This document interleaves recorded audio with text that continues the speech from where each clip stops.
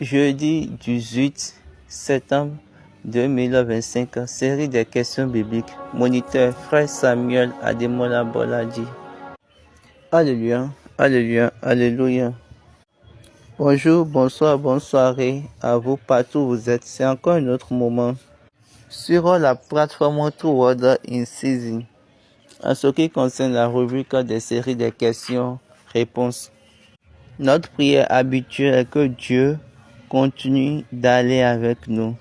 Prions.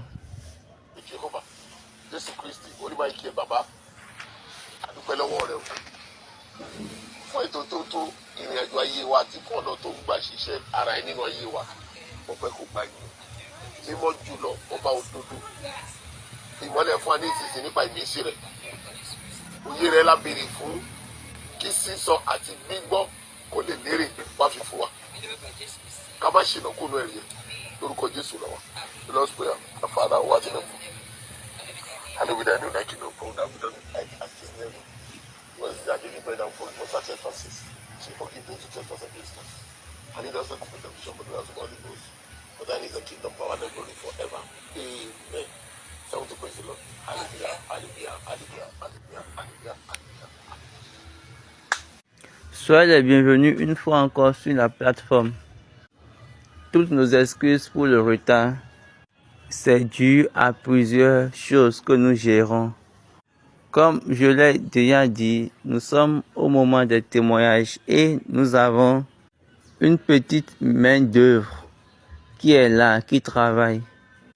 Mais nous rendons grâce à Dieu parce que nous étions capables et nous avons accompli les 116 jours de témoignage. Et vous allez constater que l'atmosphère est continuelle et dans l'église entière. Vous allez voir la tendance dans toute l'église et vous allez voir plusieurs personnes, mais toutes les paroisses viennent avec leur programme et viennent regarder les témoignages. Dieu est vraiment merveilleux. Si cette année sera avec les grands témoignages de Papa Ochofa, les témoignages de Dieu dans la vie de Papa, je suis sûr que ça serait définitivement la fin de la joie. Car il y a une cause pour cela. Parce que on m'a dit de faire telle chose. En réalité, je suis vraiment joyeux. Parce qu'éventuellement maintenant, toutes les paroisses, toutes les diocèses, ou bien toutes les religions appellent maintenant, nous appellent pour les témoignages. Paul a dit dans Philippiens chapitre 1, verset 18, qu'importe de toute manière, que ce soit pour l'apparence, que ce soit sincèrement, Christ est prêché. Je m'en réjouis et je m'en réjouirai encore. Donc moi-même je dis, si c'est par apparence ou bien si c'est par vérité, nous avons célébré cet homme. Donc c'est déjà une ligne pour moi pour que je puisse me réjouir. Si Dieu nous a donné la grâce d'amener ça à notre conscience, plus maintenant dans la conscience des célestes, maintenant, Dieu l'a amené et l'a vraiment élargi comme quelque chose qui n'a jamais été. Là, je suis content et je remercie Dieu. Tout ce que nous sommes en train de voir maintenant, c'est l'organisation des 40 ans d'anniversaire de transition. Comme on appelle une session de jubilation. Et ça continue partout jusqu'à aujourd'hui. Et je ne sais même pas quand est-ce que ça va finir. Je suis en train de vous dire la vérité. Il y a quelques-uns, ils ont déjà commencé le cheminement. Il y a d'autres, ils ont déjà commencé le cheminement, le voyage. Son dernier parcours à partir et son dernier moment d'enterrement. De cimetière à l'enterrement. Excusez, de la morgue à l'enterrement du moins. Il y a Makoko qui a commencé 50 jours de témoignage. C'est vraiment un temps, un moment que j'ai trop aimé. On a fait un grand job, un bon travail. On a enregistré, on a fait des enregistrements pour montrer au monde entier qu'il y a vraiment ces choses-là qui se sont passées dans cette église. Vous savez, les témoignages que nous avons, et nous sommes sûrs que vous ne pouvez pas les estimer. Je suis sûr que plusieurs personnes vont dire, quoi? Quels sont ces témoignages-là? Ça, c'est de la manière dont on dit.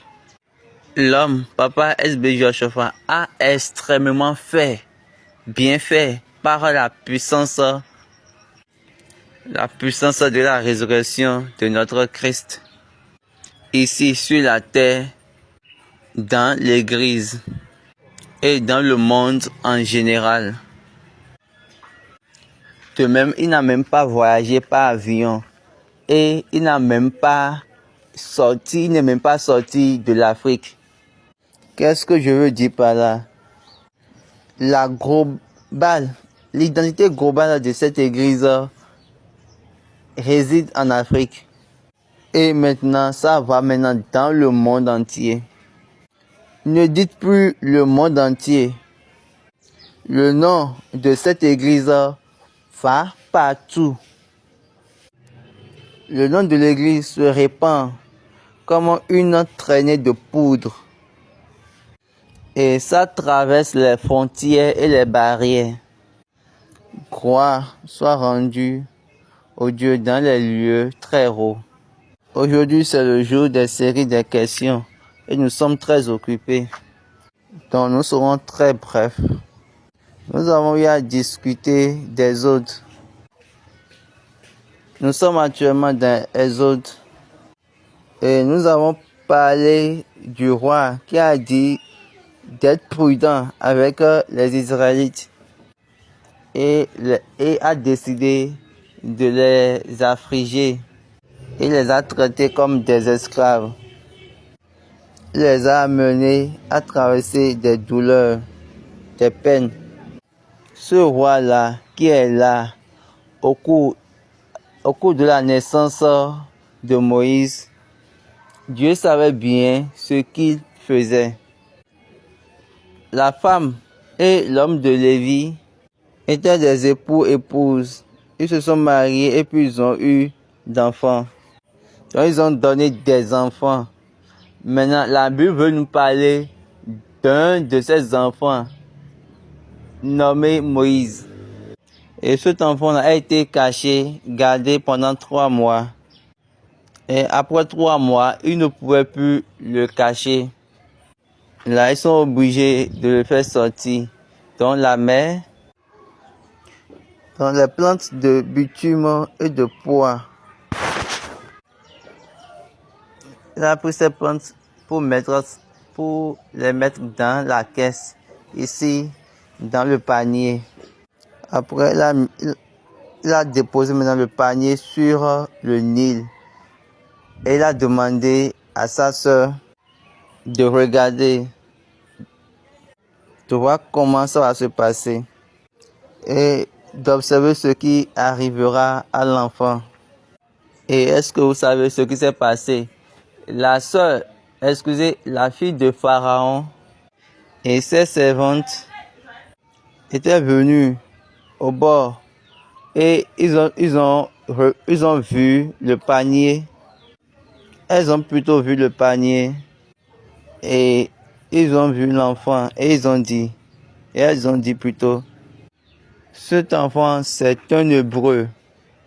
Dieu qui travaille dans toutes choses selon son conseil, selon sa volonté, a donné de la compassion à la fille de Pharaon. Donc, l'enfant de Pharaon a adopté le bébé. La sœur de la mère de l'enfant était venue pour pouvoir proposer rapidement une nounou. Et elle a proposé la mère de l'enfant. Et la mère de l'enfant est venue chez... La mère de l'enfant, excusez, est venue chez la fille de Pharaon, qui l'a demandé d'allaiter le bébé et il va la payer son salaire. Donc quand l'enfant serait grand, on va maintenant ramener ça et à la fille de Pharaon. Donc une fois que le bébé est chez la fille de Pharaon a dit, ah, je l'ai pris, je l'ai retiré des eaux. Donc son nom sera Moïse.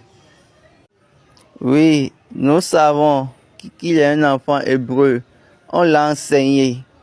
Sa mère l'a enseigné en tant qu'un enfant hébreu.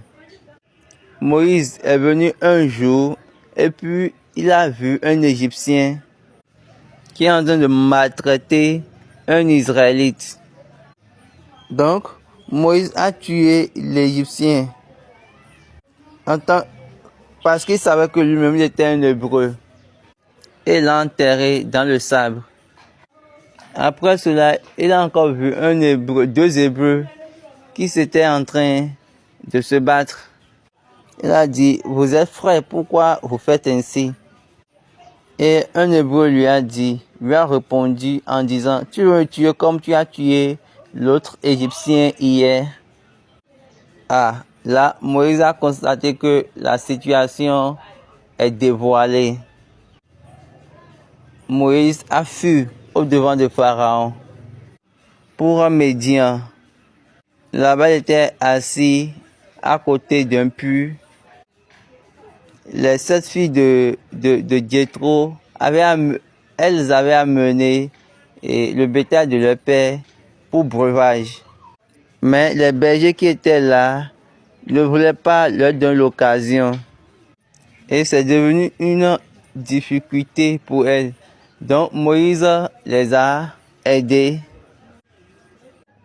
Donc cette chose-là qu'il a faite a attiré l'attention de Jéthro.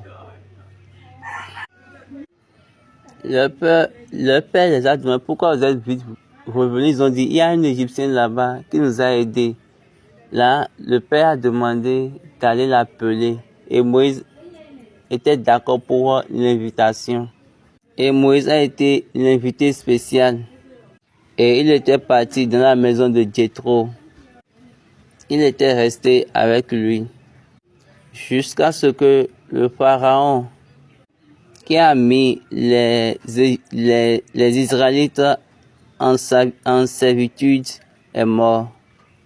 Et les Israélites se sont tournés vers Dieu. Ils ont commencé par implorer le nom de Dieu. Ils pleuraient, ils criaient le nom de Dieu à cause de leur esclavage.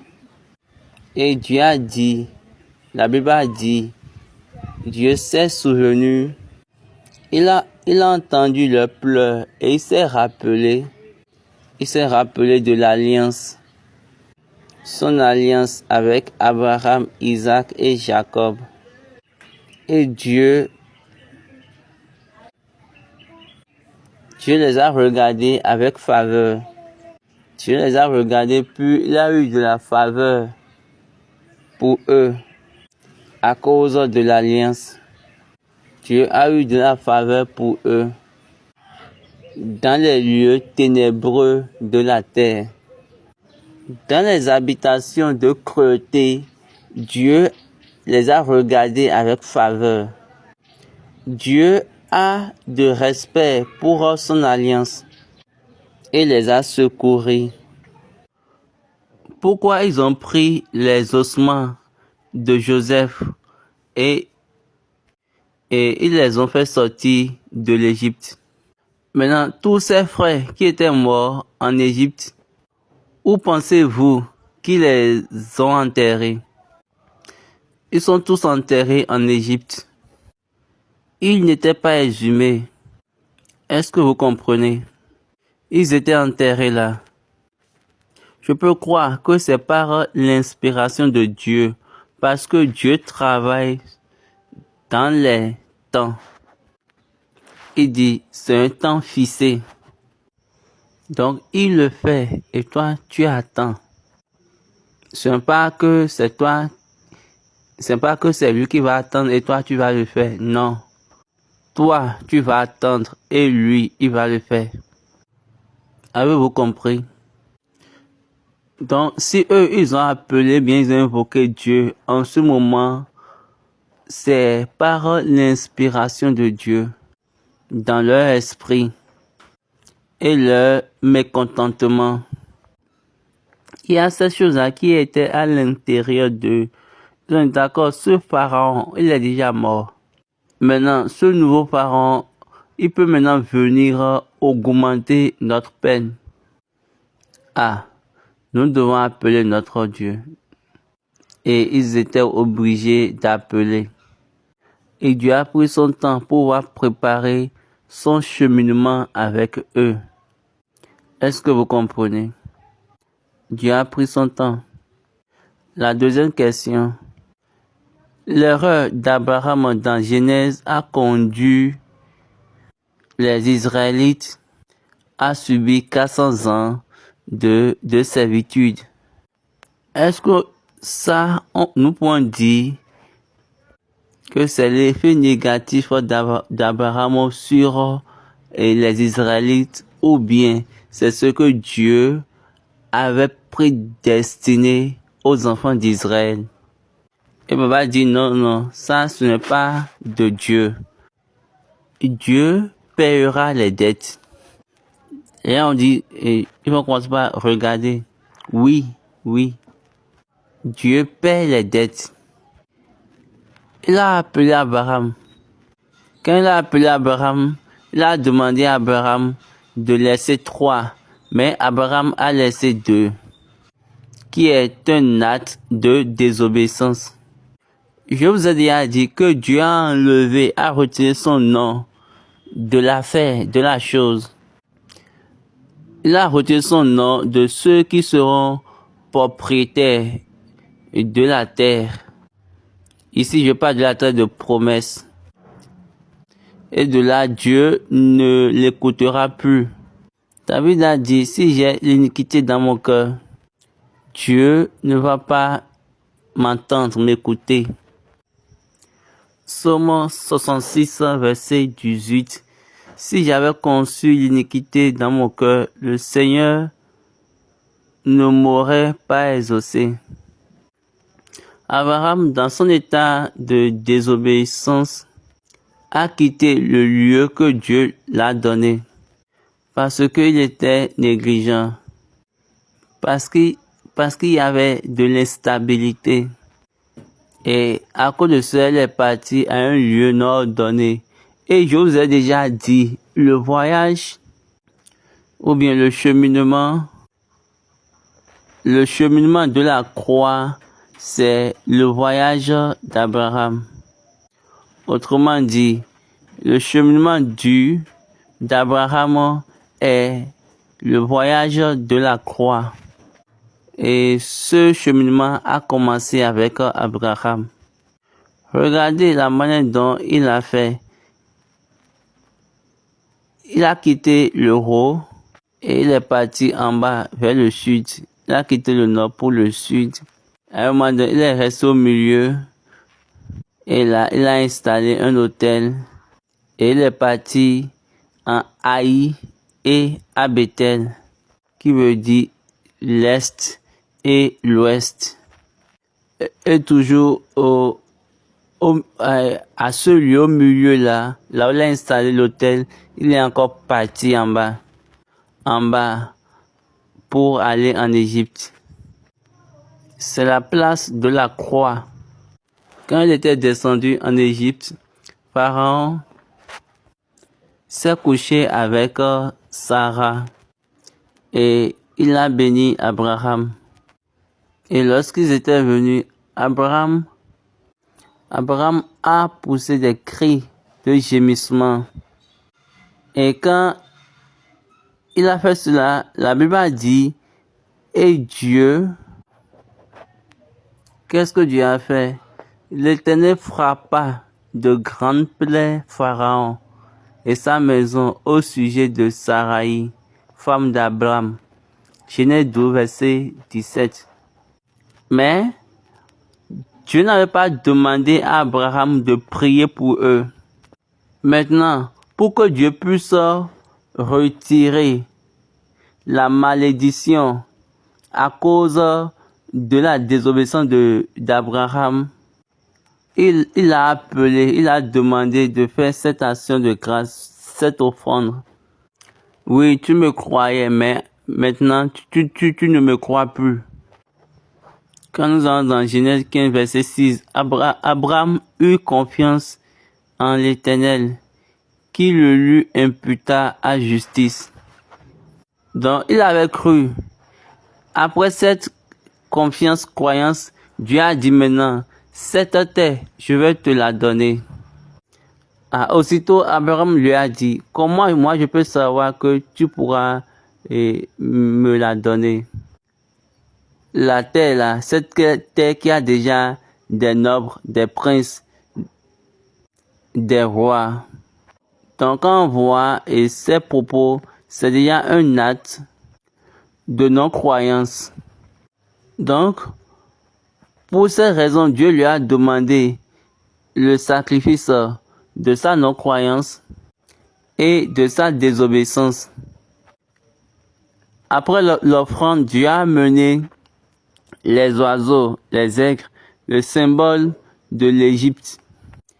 Allez et mangez cette chose-là. Allez manger. Donc quand il a amené l'offrande, lorsque vous serez en train d'amener l'offrande, vous serez en train de la prendre. Et de là, Dieu aurait déjà fini avec cette affaire. Et après cela, maintenant, Dieu va maintenant jeter, mais frapper l'Égypte de grandes plaies, sans faire acception de personne. Mais Abraham a refusé cela et Dieu a dit, tes enfants iront payer la dette que tu dois. Donc là, ce n'est pas une affaire de prédestination, ce n'est pas quelque chose de prédestination, non. C'est par rapport à l'erreur d'Abraham. Ecclésiaste 10, verset 11 a dit, Ecclésiaste 10, verset 5.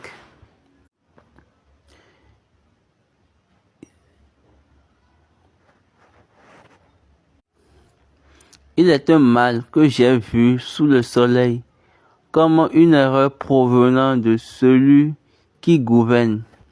Le Baba dit, l'erreur qui provient de la tête. Le verset 6, la folie occupe des postes très élevés et des riches sont assis dans l'abaissement. J'ai vu des esclaves sur des chevaux et des princes marchant sur terre comme des esclaves. Est-ce que vous avez vu cette ligne-là, soulignée-là? Les serviteurs sur des chevaux et des princes sur terre travaillant comme des esclaves, comme des serviteurs. Tout ça, c'est l'erreur de la tête, l'erreur des gouverneurs. Une autre question, le nom Moïse est associé à l'eau. Le nom Moïse est associé avec l'eau. Est-ce que nous pouvons conclure que c'est la raison pour laquelle il y a l'eau dans la manifestation de Moïse, bien dans les choses extraordinaires, dans la vie de Moïse et aussi dans ses miracles? Et Baba dit, comme son nom est, c'est ainsi qu'il est. 1 Samuel 25, 25. Que mon Seigneur ne prenne pas garde à ce méchant homme, à Nabal, car il est comme son nom. Nabal est son nom, et il n'y a chez lui de la folie. Et moi, ta servante, je n'ai pas vu les gens de mon Seigneur que mon Seigneur a envoyé. Ça, c'était la ligne d'Abigail, la femme de Nabal. Quand David voulait partir pour détruire la maison de Nabal, qu'est-ce que la femme, elle a dit? David, ne te fâche pas, ne regarde même pas cet homme Nabal, mon mari. Tel est son nom, tel il est. Nabal est son nom. La folie est avec lui. C'est déjà suffisant. Nabal est son nom. La folie est avec lui. Comme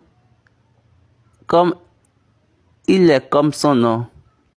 Comme son nom est, ainsi qu'il est.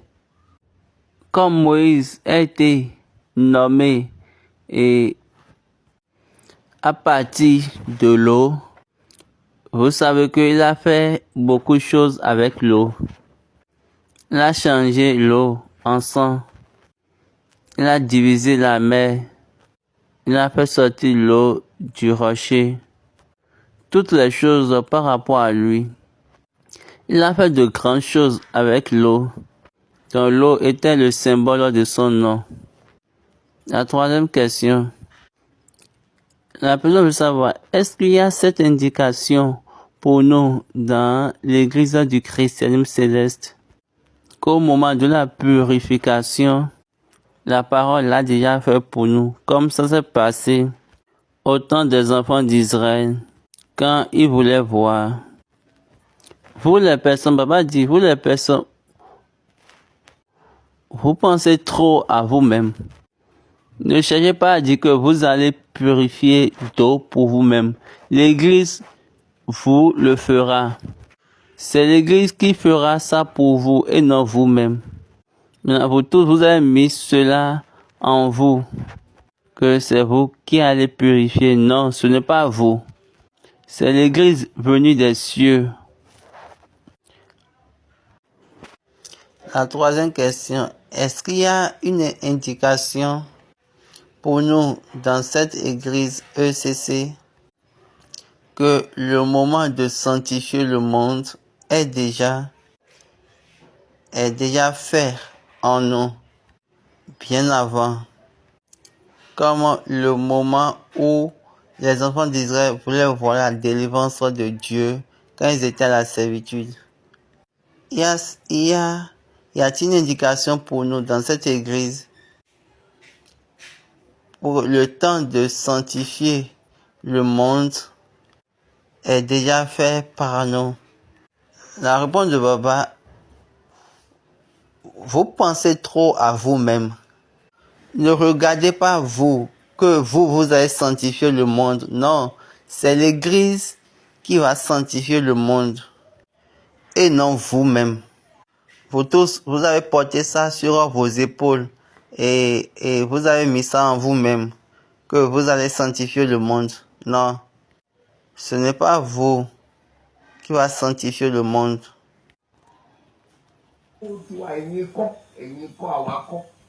Àwa ni mẹ́sàn-án láì bá wípé àwọn tó ń sìn ní bẹ́ẹ̀. That's why Sẹ̀lẹ̀ wò sí ẹ̀yin ọmọ ìjọ mímọ́. Ọmọ ìjọ mọ́ làwọn afọ́nà ìjọ mímọ́. Papa wò sí ọmọ ìjọ mọ́. Wọ́n wà ní Kérúbù, wọ́n wà ní Catholic, wọ́n wà ní Methodist, wọ́n wà láàrin Adífá, wọ́n wà láàrin àwọn abọ̀ìṣà. Títí dìsí nígbà tó ya Ọlọ́run. Vous pensez que Dieu ne sait pas ce qu'il est en train de faire? Ce n'est pas rapport à nous. L'indication est avec lui. C'est son propre travail. Ce n'est pas une formulation des hommes. Et Papa dit, quand la femme de Manoach était enceinte, la mère de Samson, c'est dans Juge 13. Quand elle était enceinte pour donner naissance à Samson, il n'y avait aucun homme là, il y avait un ange. J'espère que vous avez bien lu. J'espère que vous avez lu la Bible jusqu'à ce point. Et quand vous regardez dans la Bible, il n'y a aucun moment où ils nous ont dit Samson a prié, Samson a prié. C'est après, quand il est devenu aveugle. On dit juste que l'Esprit de Dieu vient sur lui. Qu'est-ce qu'ils disent? Ils disent que l'Esprit de Dieu vient sur lui. Il n'a pas besoin de prier. Donc, ce sont les choses que nous devons distinguer. Nous sommes les fidèles de l'église du christianisme céleste. L'église du christianisme céleste, elle est unique. Je vous ai déjà dit que c'est la semence de Dieu qu'il a plantée dans cet environnement naturel, ou sur cette terre naturelle, dans cette nature, dans l'habitation des hommes, afin de ramener encore l'homme à Dieu. Donc, l'église céleste est cette chose-là pour savoir comment te reconnecter. Comment te reconnecter à Dieu. Si vous n'avez pas un siège, vous pouvez être un fidèle de l'église. Vous pouvez être fidèle d'une paroisse, fidèle d'une diocèse, quel que soit ce que tu es. Si l'église céleste n'a pas sa semence en toi, ou bien son siège en toi, il faut savoir que tu es en train de faire pour toi. Tu n'es pas fils de l'église. Tu es juste un membre de l'église. Voilà, nous regardez la manière dont papa l'a dit. Cette ligne prononcée par SBJ, j'aime trop cette ligne-là. Et je suis très très fier de cette phrase. Quelle est cette phrase? Prenons la Constitution bleue. Regardez, dans la Constitution bleue, Dieu lui a dit, page numéro 2, version anglaise, selon l'ordre divin. La version française, page 10, deuxième article. Le 29 septembre 1947, c'est dans le profond mystère de l'apparition divine, au cours d'une prière d'un ange ailé, enveloppé d'une lumière intense, que Dieu parla au fondateur. C'est la volonté de Dieu de t'envoyer dans une mission de prêche à travers le monde.